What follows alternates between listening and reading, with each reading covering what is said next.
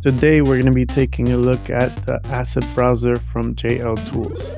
So here we are in Houdini, and right here on this tab here we have the asset browser. The first tab here is the viewer. This is where you're going to see all your assets, including 3D files and images and uh, Houdini HIP files as well. In here you have a drop down where you have your directories. Over here you have filters for different kinds. So first one's HDR, EXR, video files. That would be maybe MP4s, FBX, USD, HIP files, OpenVDB, image files, JPEG, PNG, and a couple other different ones, Alembic, OBJ, and miscellaneous 3D files. So that's why you have these icons here. So if we were to press FBX, we will only see the FBX. If we toggle the OBJ, then we'll start seeing OBJs as well. So whatever you have toggled on is what you're going to be seeing. Over here, you can change the size of the thumbnails, bigger or smaller, and you can choose to show only files. Or if you want to see the folders, then you would see them here. Then you'll double click and find what you need. But usually I leave it only files. That way you can see what you're looking at. So we'll step back, and this is what we have here. Then in the materials, if you add a directory, it'll add a folder, and if there's a folder inside of that directory, it'll put it into categories. So for AMD, these files I downloaded from Houdini. So when you go into the material, we need to go into stage. And if we look at material linker, you'll see in the catalog section, right there, you'll see AMD Material X library. And the moment you do that, you're gonna add a location where you want to save those files. That's the directory that I attached to it. Right now, we have this one Bark, and we have the Material X files here. And I'll show you a little bit how these previews get generated. Then in the settings tab, we have a couple different things. So on the left-hand side, we see the asset libraries that we're going to add. And then in the material libraries on the right that we can add. So we just click on add material library. That adds, directs you to where you want to add your path, and same thing with this one. And then set FFmpeg path. That's just going to be FFmpeg path is so then that way it can generate a preview for a video file. So the preview is just going to be the first frame from that video file. And then right here in the bottom, these are still kind of in development. It's still not like the way I want it, but this would be for a preview geometry when you preview materials. And then this one would be the HDR that you want to use when previewing the materials as well. Forgot to mention up here is where we save our thumbnails for all of our previews. And then if we right click, we can remove the directory, rename the alias, and update the path if we change the path. And same thing here with the materials. All right, so let's go back into the viewer. And if we make this a little bit bigger, if we were to right click on one of these, we will get a refresh view. We get build preview, rebuild preview, or clear thumbnail, and then open location. Open with DJV, that's only going to be pertaining to video files. So if we were to right click and build preview, so if we go to OBJ context here, we can, before you do that, if you don't want to have the wireframe, just turn it off. And then right click, build preview, and it'll build the preview for us there. So we can make this a little bit bigger. And you know what? Maybe we can, so we're in this angle, we'll do it this way here. So if we rebuild preview, you can see that that's going to be that one. So let's clear the preview, turn off the grid, and right click, build preview, and then it builds the preview for that. So if we wanted to do a different one here, we can right click, build preview, There you go. So sometimes you're going to have like clippings. So just make sure that if you press D, go to the camera and make sure that you have it enough here. So save as default. Let's see if that helps. Rebuild preview. And then that covers up the clipping. So if we go to another 3D file here, we can build preview and it continues. So if we wanted to rebuild all the previews for this, it'll be for whatever filter is selected currently. So right now it's just FBXs and OBJs.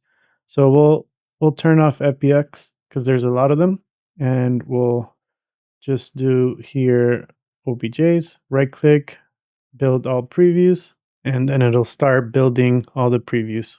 All right, so it's done. And then if we wanted to change maybe Alembic, we can right click, build preview.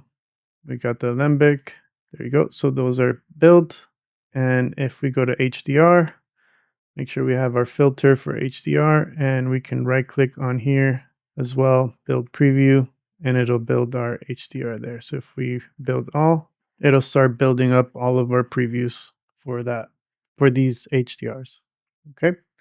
And let's go back to clouds, and that's a VDB. So we'll turn on the VDB filter here. And if we right click, build preview, it'll build our previews there. And once again, build all previews. So let's say we wanted to build these two here, build selected. So it'll only build those two. And then if we wanted to clear it, so clearing it pretty much removes the thumbnails, clears the thumbnails, and then build all previews. And it'll go through each file and we'll build all those previews for you. We can drag and drop them into the network and it'll drop in your cloud. So we're in OBJ context, so we could go into stage, drag and drop, and then go to stage, and now we have that as well. So it creates a SOP create, and then inside it's going to be the file of the VDB. And if we were to go to create it in geometry level here and import it here, it'll just drag and drop in there. All right, same thing with these other 3D files. So we'll turn it off here. We'll turn VDBs and we'll bring in the OBJ. And if we wanted to bring this here, this is a OBJ file. So OBJ files will automatically use the file. But if we do FBX, so let's say these chairs here, we'll get a couple more options. So import with a file node, FBX character import, FBX skin import, FBX animation import. So those are the options you got there.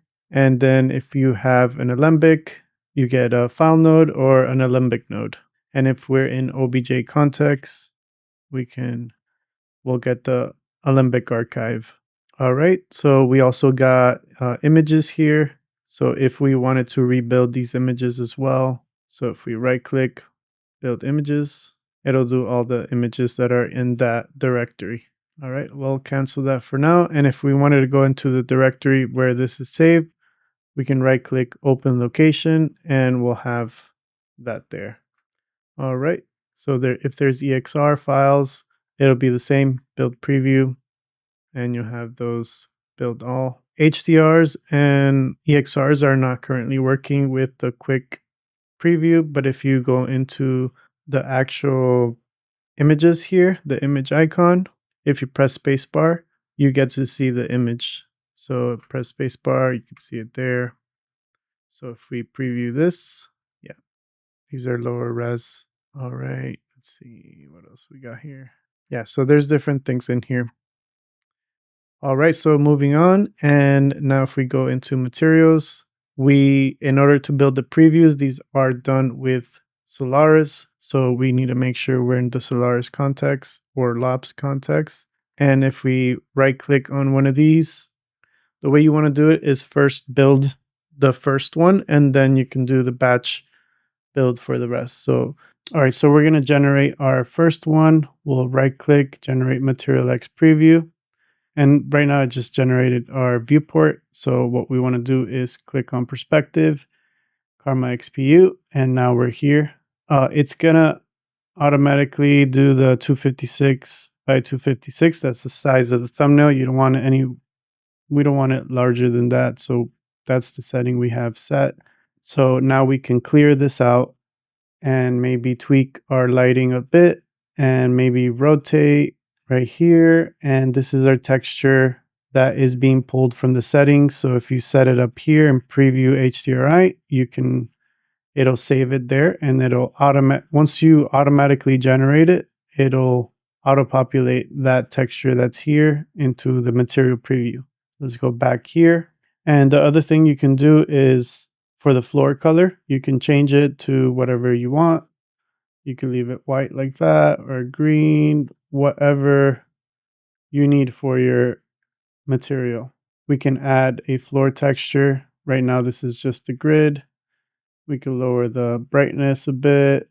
And right here, model, we could change it to sphere, box, grid, and a teapot. We'll leave it as the regular shader ball. And now if we lower the intensity a bit, and then if we right click, generate preview, it'll generate the preview for that.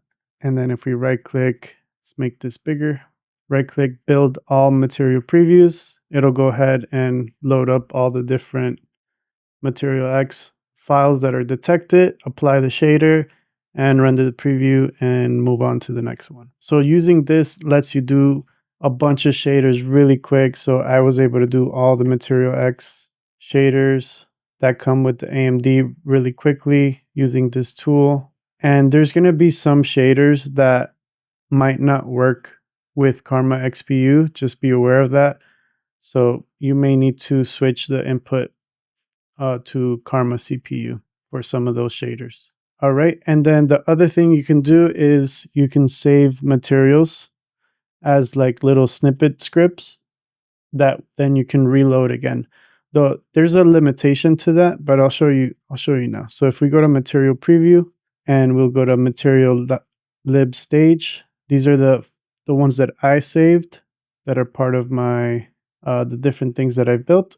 And the way this works is if you do it in material library, because that's where they were saved, then I can double click on this one. So car paint CPU, I double click on that, space G, and then here is my node. So I can go inside and I could see what was built for this material. All right, so we can delete that. We can double click on another one and look for that. And this is the clear one. So if I double click on all these different ones and now I press L and space G, now I have all these materials built. The reason why I put it material lib stage is so I remember that these were created there. And the reason why is that we can't, once we save it as a script, it almost saves it like a shelf tool where it'll automatically be created in that same spot because it knows the directory and all that stuff. So just make sure that if you created your shaders in maybe the matte library here, you could put matte. So I can, for example, I don't have anything here, but if I wanted to create a new shader, so I could do USD and I could name this maybe standard and then maybe color the node green. And then this is going to be green, little metallic, just, your standard building of shaders. And then what you'll do is you'll select the node and click save selected. And then it's going to ask you enter material name. You could leave it the same. It's going to auto populate the name of your node. Click OK. And then the category where you want that to be saved. And I'll just put matte because we're in the matte context, and it saves as a material snippet. So now I could delete it and I can double click on it and then it comes back. So you could do the same and create another one. So blue, go inside, you do all your shader settings that you want, go back, save this, and blue, material, and I could just delete these two. And now if I double click on here, you have these shaders like quickly accessible, and they're just small scripts. All right, so now that we have the material library here, we can just select one of our materials, select our material. All right, so in order to add this correctly, we gotta unassign the material that we currently have on the material X, and we have our material library here that are from these snippets here.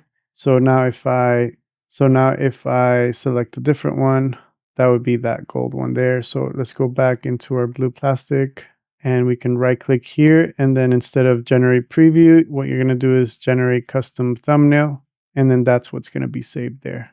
So if we do gold, this is the gold one here. We'll apply it, and then we'll generate custom thumbnail. So that's how it's going to work for the snippets. Right now, I haven't set up an automated way of doing it. So this is kind of the manual way of doing it. But, if you go into your projects and maybe look at some nodes that you may want to save and reuse, you can save them as snippets, material snippets, and then you could, dedicate some time to build the previews from that. Just make sure that every time that is going to be created in that context or specific node that you have. All right. So here are some other ones that I got from Polygon, and yeah, these are like some street ones and stuff like that. It's pretty easy to kind of like, once you have everything set up correctly, it's really easy to kind of just reuse the stuff. Let's say if you wanted to use these textures for an object, we do a grid, right? And then we do a sphere. The way we would do it is just kind of drag this in here. We'll add the node there. This will be where our material X node is saved. And over here, you'll have the material. So now you can just drag it in here. It'll assign it, and you have your grid there. So I could just drag it here, assign, and then let's just add a dome light. All right, so you got that. And then obviously, if you need to tile it, you're gonna have to go inside the grid and then put a UV transform, and we'll go back here. We'll pin this view. Go in here, and now we got to do a UV texture as well. Has no UVs. There you go. So now with the UV transform, we can scale it up and down. And that's kind of like the simple way of using it from here. So you could just drag all your nodes and then kind of do it that way. All right, I think that's it for now. I might have missed something. Just be sure to reach out or, shoot in the comments. Maybe I didn't mention something. And if you guys have some sort of asset browser that you use, it would be really cool to see what you guys are using. So yeah, this is the asset browser for JL Tools, and this would be available possibly June 1st. I'm going to try to get everything out by June 1st and hopefully get it working. This tool is still kind of in the works. I'm trying to make it better. So if you guys have any suggestions, just leave them in the comments. And if you like this video, make sure to hit the like button, subscribe. This is George, and I'll see you guys on the next video.